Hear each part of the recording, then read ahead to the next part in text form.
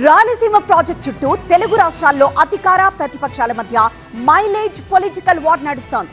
రేవంత్ వ్యాఖ్యలను బేస్ చేసుకుని చంద్రబాబుపై వైసీపీ అటాక్ చేస్తుంటే హరీష్ రావు కామెంట్స్ ఆధారంగా వైసీపీపై విమర్శల కౌంటర్ ఇస్తోంది టీడీపీ. మీ హయాంలో అన్యాయం జరిగిందంటే మీ హయాంలో అంటూ ఒకరిపై ఒకరు విమర్శల బాణాలు విసురుకుంటున్నారు. అసలు ఇదంతా కాదు, ఆ రోజు రోజా ఇంట్లో ఏం జరిగిందో చెప్పాలని కొత్త పాయింట్ తీసుకొచ్చారు బండి సంజయ్. సీఎం రేవంత్ రెడ్డి అసెంబ్లీలో చెప్పేదాకా రాయలసీమ ప్రాజెక్టు ఊసే వినిపించలేదు. ఎప్పుడైతే నేనే ఆపించానని సీఎం రేవంత్ అన్నారో ఒక్కసారిగా రాజకీయ వేడి రాజుకుంది. తెలుగు రాష్ట్రాల్లో అధికార ప్రతిపక్షాల మధ్య మాటల యుద్ధం నడుస్తోంది. రేవంత్తో చంద్రబాబు చీకటి ఒప్పందం చేసుకున్నారని జగన్ ఆరోపించారు. చంద్రబాబు తన స్వార్థ ప్రయోజనాల కోసం రాష్ట్ర ప్రజలను తాకట్టు పెట్టారని ఆరోపించారు జగన్. తన మీద గౌరవంతో చంద్రబాబు గారు ప్రాజెక్టును ఆపేశారు అని ఏకంగా తెలంగాణ ముఖ్యమంత్రి తెలంగాణ నిండు అసెంబ్లీ సభలో వాళ్ళ రిలేషన్షిప్ గురించి చంద్రబాబు నాయుడు గారు రాష్ట్రాన్ని ఎలా అమ్మకానికి పెట్టారు అన్న వాస్తవాల గురించి ఏకంగా రేవంత్ రెడ్డి గారు అన్న మాటలు నిజంగా ఇది చూసిన తర్వాత ఒకసారిగా నిజంగా చంద్రబాబు నాయుడు అనే వ్యక్తి ఒక విలన్ క్యారెక్టర్ కింద కనిపిస్తుంది.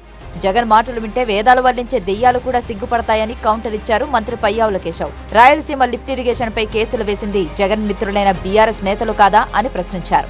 జగన్ ఆరోపణలు చేసే ముందు హరీష్ రావు వ్యాఖ్యలకు సమాధానం చెప్పాలని డిమాండ్ చేశారు పయ్యావుల. నువ్వు వెళ్ళి ఈరోజు ప్రెస్ మీట్లు ఏమంటున్నావు? రాయలసీమ లిఫ్ట్ ఇరిగేషన్ మీద చంద్రబాబు నాయుడు గారు కేసులు వేశారని. కేసులు వేసింది ఎవరు? తెలంగాణ ప్రభుత్వం, నీ మిత్రుడు. అటు కేసీఆర్ గారు, హరీష్ రావు గారు నీ మీద 2020లో వేశారు. నిన్న మొన్న ప్రెస్ మీట్ పెట్టి ఆయన డాక్యుమెంట్లతో సహా చూపించాడు. మేము స్టే తీసుకొచ్చాం దాని రాయలసీమ లిఫ్ట్ ఇరిగేషన్ మీద అని. ఇప్పుడు చెప్పండి, చీకటి ఒప్పందాలు ఎవరికి ఉన్నాయి? ఈ రాష్ట్ర ప్రయోజనాల్ని తాకట్టు పెట్టింది ఎవరు? ఈ వివాదంలోకి కేంద్ర మంత్రి బండి సంజయ్ ఎంట్రీ ఇవ్వడంతో సీన్ మరింత రసవత్తరంగా మారింది. గత చరిత్రను తవ్వుతూ సంచలన వ్యాఖ్యలు చేశారు.